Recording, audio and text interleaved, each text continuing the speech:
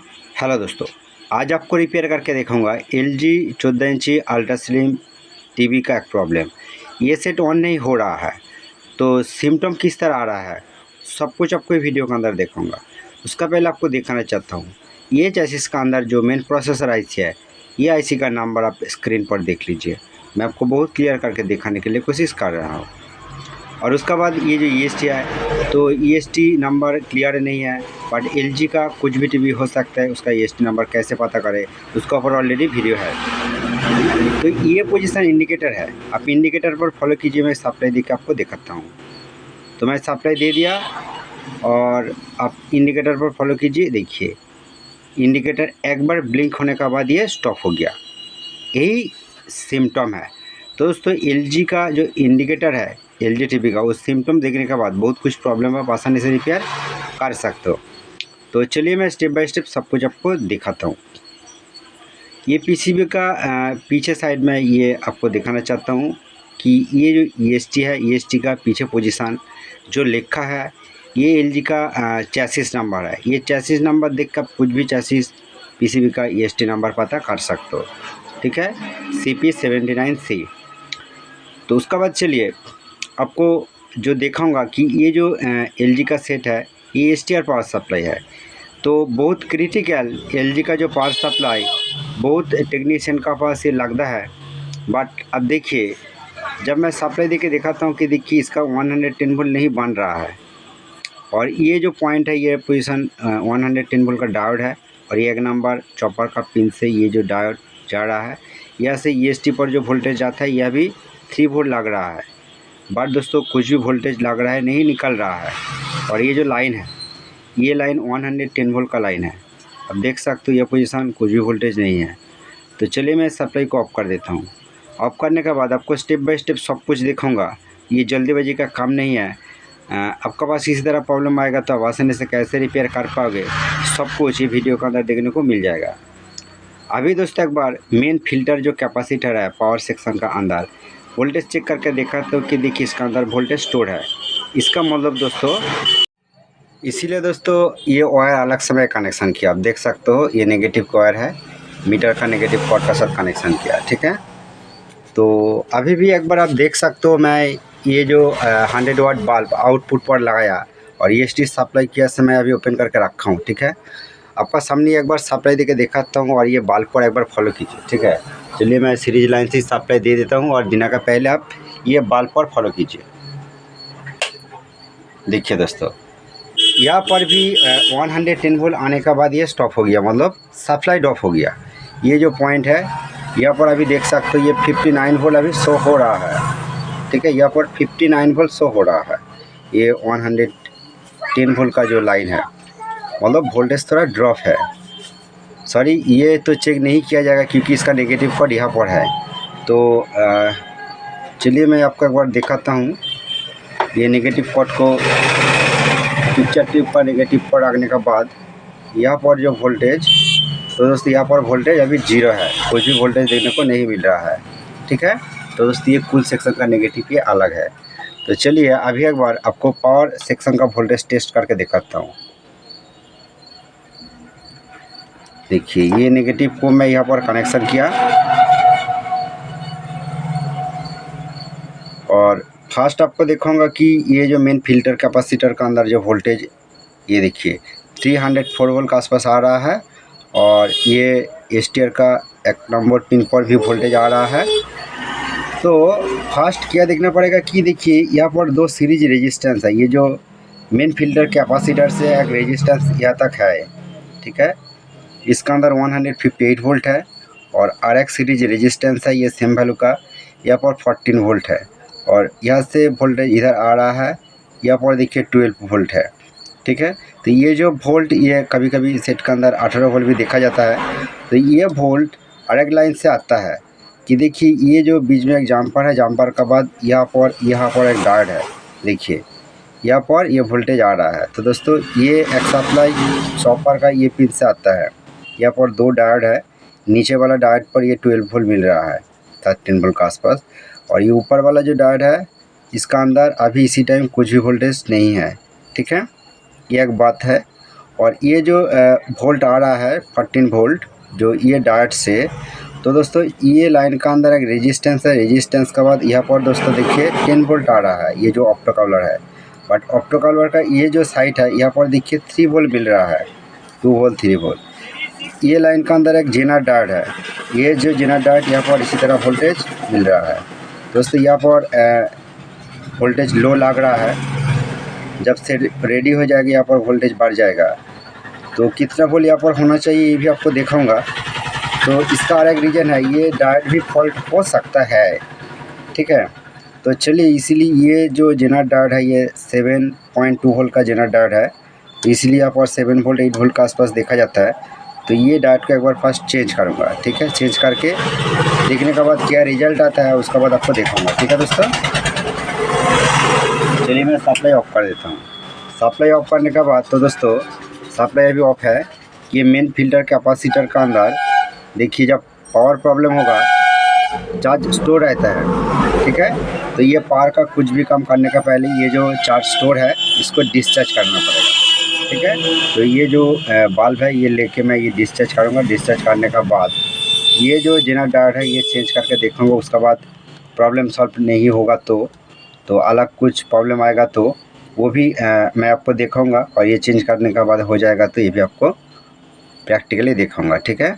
और दोस्तों मैं एक हाथ से कैमरा कर रहा हूँ, इसीलिए काम करने के बाद आपको देखना पड़ेगा, ठीक है। तो दोस्तों फाइनली ये जो PCB है इसका प्रॉब्लम मैं आइडेंटिफाई किया और आपको क्लियर करके बताना चाहता हूँ। किसी तरह प्रॉब्लम बहुत कुछ पोजीशन से आ सकता है, हो सकता है आपका। मैं ये वीडियो के अंदर जो प्रॉब्लम दिखाऊंगा, जो पार्ट्स दिखाऊंगा, तो सेम तरह पार्ट्स प्रॉब्लम नहीं हो सकता है, क्योंकि आपको जो ये पावर सेक्शन का वोल्टेज आपको डिटेल्स दिखाया, मेन जो वोल्टेज होना चाहिए, ये पोजीशन का वोल्टेज खूब बहुत गड़बड़ है। तो इसलिए आपका मन में लगेगा कि पावर सेक्शन का अंदर, हॉट सेक्शन का अंदर प्रॉब्लम हो सकता है। बट दोस्तों ये भी हो सकता है, ये ऑप्टोकॉपलर भी प्रॉब्लम हो सकता है, क्योंकि इसका अंदर वोल्टेज इधर है, इधर वोल्टेज नहीं है, लो वोल्ट है। ये जेनर डायोड भी फॉल्ट हो सकता है। मैं ये जेनर डायोड को भी चेंज करके देखा, प्रॉब्लम सॉल्व नहीं हो रहा है। इसी तरह इसका अंदर ये पोजीशन का अंदर 2 डायोड देखा जाता है। ये 2 डायोड नीचे वाला, ये जो डायोड गैस से 18 वोल्ट निकलता है, ये डायोड भी फॉल्ट हो जाता है। बट दोस्तों बताना चाहते हूँ ये सब डायोड मीटर का अंदर चेक करने का बाद भी, ठीक है, प्रॉब्लम आपको मन में लगा कि ये सब सही है, बट न्यू लगाने के बाद इसका प्रॉब्लम सॉल्व हो जाता है। इसी तरह ये जैसे इसका अंदर इसी तरह फॉल्ट है। तो आपको प्रैक्टिकल वीडियो के अंदर देखा है कि LG चैसिस का अंदर ये जो स्टार सेट होगा, स्टार सेट का ये साइड का अंदर कुछ रेजिस्टेंस देखा जाता है। ये रेजिस्टेंस प्रॉब्लम के वजह भी इसी तरह प्रॉब्लम आ सकता है, जो मैं एक वीडियो के अंदर दिखाया। और आपको इसी टाइम बताना चाहता हूँ कि ये जो चॉपर का आउटपुट साइड है, देखिए यहाँ से ये 110 वोल्ट यहाँ से निकलता है, बीच में रेजिस्टेंस है, और उसके बाद ये डायोड है, उसके बाद ये ग्राउंड है, और उसके बाद ये 9 वोल्ट सप्लाई यहाँ से निकलता है, बीच में कॉइल है, कॉइल के बाद यहाँ से यहाँ तक डायोड है, और डायोड के बाद यहाँ पर एक कैपेसिटर रहता है। ये कैपेसिटर फॉल्ट का वजह इसी तरह प्रॉब्लम आ सकता है, क्योंकि ये जो 9 वोल्ट सप्लाई, तो दोस्तों ये 9 वोल्ट सप्लाई कहाँ पर आता है, ये जम्पर से ये रेगुलेटर IC का अंदर आता है, 4 पिन वाला रेगुलेटर IC। और ये जो सप्लाई, ये सप्लाई इधर उधर घुमा के आप देख सकते हो, ये चला गया ये ऑप्टोकॉपलर का इधर, ठीक है। तो यहाँ पर प्रॉपर वोल्टेज नहीं आएगा तो तब भी प्रॉब्लम हो सकता है। अधिकतर क्या होता है कि ये कैपेसिटर फॉल्ट हो जाता है। तो आपको ये पोजीशन का अंदर वोल्टेज नहीं दिखाया, ये पोजीशन पर भी वोल्टेज आपको नहीं दिखा है, यहाँ पर प्रॉपर वोल्टेज नहीं आएगा तो तब भी इसी तरह प्रॉब्लम आ सकता है। इसका जो रीज़न हो सकता है कि ये डायोड फॉल्ट हो सकता है, और ये जो लाइन जा रहा है बीच में ये रेजिस्टेंस है, ये फॉल्ट हो सकता है। इसका अंदर कुछ भी कैपेसिटर शॉर्ट हो सकता है। यहाँ पर एक 430 वाला IC है, ये भी फॉल्ट हो सकता है। इसका अंदर और 2 रेजिस्टेंस है, ये भी फॉल्ट हो सकता है। और ये जो ट्रांजिस्टर है यहाँ पर एक सप्लाई आता है, चलिए मैं आपको बहुत क्लियर करके दिखाना चाहता हूँ। क्या हो गया, लाइट नहीं जल रहा है, तो हो सकता है ये हैंग हो गया मेरा ये फ़ोन, कभी कभी ये भी हो जाता है, लाइट आ गया। तो दोस्तों देखिए ये जो पोजीशन है आप अच्छा करके देखिए, मैं दिखाने के लिए कोशिश कर रहा हूँ कि ये जो ट्रांजिस्टर है, ये ट्रांजिस्टर भी खुद फॉल्ट हो सकता है। और ट्रांजिस्टर पर एक सप्लाई आता है, ये सप्लाई देखिए यहाँ से यहाँ तक रेजिस्टेंस है, तो दोस्तों ये सीरीज रेजिस्टेंस है, और यह से यह तक अलग रेजिस्टेंस है, और यह से यह तक अलग रेजिस्टेंस है, और ये जो रेजिस्टेंस का कनेक्शन यहाँ पर मतलब ये 110 वोल्ट लाइन है। ये जो डायोड है, देखिए ये जो डायोड, ये डायोड का पॉजिटिव साइड 110 वोल्ट लाइन है। यह से रेजिस्टेंस 91 के का ये रेजिस्टेंस है, और सीरीज सेम रेजिस्टेंस यहाँ से यह तक 91 के का रेजिस्टेंस है। ये दो रेजिस्टेंस का अंदर कुछ भी रेजिस्टेंस फॉल्ट हो जाएगा, ओपन हो जाएगा, तभी प्रॉब्लम आ सकता है। मैं अच्छा करके देखा, ये दो रेजिस्टेंस ओके है, ये 91 के है, और ये दोस्तों 103 हो गया, मीटर का अंदर शो हो रहा है। और ये जो रेजिस्टेंस बीच में अलग सीरीज रेजिस्टेंस है, ये रेजिस्टेंस ओपन हो गया। ठीक है, अब देख सकते हैं यहाँ पर ये रेजिस्टेंस को ओपन करके मैं चेक किया, ये रेजिस्टेंस ओपन हो गया, इसी का वजह इसका प्रॉब्लम मिला। ठीक है, 110 वोल्ट आने के बाद ड्रॉप हो गया। तो आपको दिखाऊंगा, प्रैक्टिकली लाइव दिखाऊंगा, आप थोड़ा सा वेट कीजिए। तो दोस्तों चलिए मैं फिर भी आपको सप्लाई देके दिखाता हूँ, और आपका सामने मैं लाइव दिखाऊंगा कि अभी ये जो आउटपुट लोड बल्ब है 100 वाट बल्ब अभी कनेक्शन है। तो चलिए अभी सप्लाई यहाँ पर देख के दिखाऊंगा, और आप ये डैमी लोड पर फॉलो कीजिए। देखिए डैमी लोड पर सप्लाई दे दिया, और फिर भी इसी तरह ये स्टॉप हो गया। ठीक है, तो चलिए मैं सप्लाई को ऑफ कर देता हूँ। सप्लाई ऑफ करने के बाद आपको इसी टाइम लाइव दिखाऊंगा कि ये प्रॉब्लम जो मैं सॉल्व किया कौन पोजीशन से हो रहा है। तो आप देखिए, कैमरा को मैं थोड़ा सेट किया। ठीक है, सेट करने के बाद आपको क्या करना पड़ेगा कि ये कैपेसिटर का अंदर अभी चार्ज स्टोर है, तो कैपेसिटर को फर्स्ट डिस्चार्ज करूँगा। तो ये 100 वाट बल्ब का जो पॉइंट है ये लेके यहाँ पर एक कैपेसिटर है, कैपेसिटर को एक बार डिस्चार्ज किया। तो डिस्चार्ज करने के बाद चलिए फिर भी आपको ये जो 110 वोल्ट लाइन का अंदर पहले ये नेगेटिव है, और उसके बाद ये सप्लाई लाइन है। अभी दोस्तों इसका EST सप्लाई ओपन है, तो मेरा पास एक रेजिस्टेंस है। ये रेजिस्टेंस का वैल्यू दोस्तों 470 ओम्स। ठीक है, मैं अंदाजा से ये लगाया, ओरिजिनली यहाँ पर कौन सा वैल्यू है और हो सकता है अब ज़रूर कमेंट करके बताएं। ठीक है, तो मेरा पास दूसरा PCB नहीं है, तो मैं अंदाजा से यहाँ पर एक रेजिस्टेंस कनेक्ट करता हूँ। कनेक्शन करने के बाद यहाँ पर मैं कनेक्ट कर देता हूँ। तो दोस्तों इतना जो मैं किया सब कुछ आपका सामने में लाइव किया। तो सप्लाई देके भी आपको दिखाऊंगा, वोल्टेज चेक करके भी दिखाऊंगा। ये पोजीशन जो है आप अच्छा करके देखिए।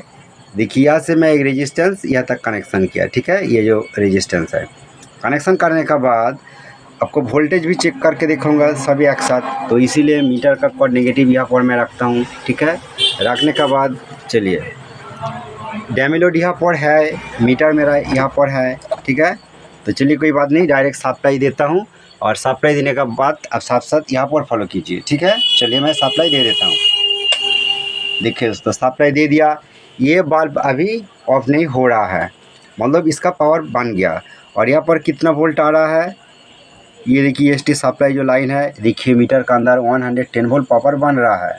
ठीक है, आपका सामने ये पोजीशन डायरेक्ट देखा है 110 वोल्ट बन रहा है। तो आपको दिखाना चाहता अभी इसी टाइम यह जो ऑप्टोकपलर है, ऑप्टोकपलर का अंदर कितना वोल्ट आ रहा है, देखिए 10 वोल्ट आ रहा है। बट दोस्तों यहाँ पर आपको चेक करके नहीं दिखा है मीटर वीडियो का अंदर कि यहाँ पर वोल्टेज मिसिंग था, 0 था। ठीक है, ये जो पॉइंट है यहाँ पर अभी देखिए 10 वोल्ट आ गया। ठीक है, और ऑप्टोकपलर के ये साइड पर भी देखिए 10 वोल्ट आ गया। ठीक है दोस्तों, और आपको इसी टाइम दिखाऊंगा कि ये पावर सेक्शन का अंदर जो वोल्टेज गड़बड़ था वो अभी सही हो गया है कि नहीं। इसीलिए मीटर का ये जो कोड है ये मैं फिर भी यहाँ पर मतलब ये जो नेगेटिव है, थोड़ा सा वेट कीजिए। तो दोस्तों एक हाथ से कैमरा करना और वोल्टेज चेक करके दिखाना भी टफ है, तो तब भी आपको दिखाने के लिए कोशिश कर रहा हूँ। देखिए ये पावर सेक्शन का नेगेटिव का साथ मैं ये नेगेटिव कनेक्ट किया। ठीक है, कनेक्ट करने के बाद इसका वोल्टेज अभी कितना वोल्ट होना चाहिए पावर सेक्शन का अंदर, देखिए ये जो ऑप्टोकपलर का ये पिन पर वोल्टेज आपको दिखाया फर्स्ट टाइम, ये थोड़ा बढ़ गया, देखिए 47 पिन का आसपास आ गया। और ये साइड वोल्टेज देखिए 7.3 हो गया। ठीक है, जो ड्रॉप था, और यहाँ पर जो 18 वोल्ट होना चाहिए वोल्टेज ड्रॉप था, ये देखिए 18 वोल्ट पावर बन गया। ठीक है, ये जो डायोड है यहाँ पर भी वोल्टेज आपको चेक करके दिखाया, आप देख सकते हो, ये देखिए 18 वोल्ट बन रहा है। तो मतलब ये जो रेजिस्टेंस, ये पोजीशन फॉल्ट होने का रीजन से पावर का अंदर कुछ भी वोल्टेज गड़बड़ आप देख सकते हो। अभी देखिए ये लैम्प बिल्कुल होकर जल रहा है। तो और क्या करना पड़ेगा, इसका पावर तो रेडी हो गया। तो ये जो ईएसटी सप्लाई को मैं ओपन किया, ये मैं यहाँ पर कनेक्ट करूँगा, ये पीछे से ओपन है।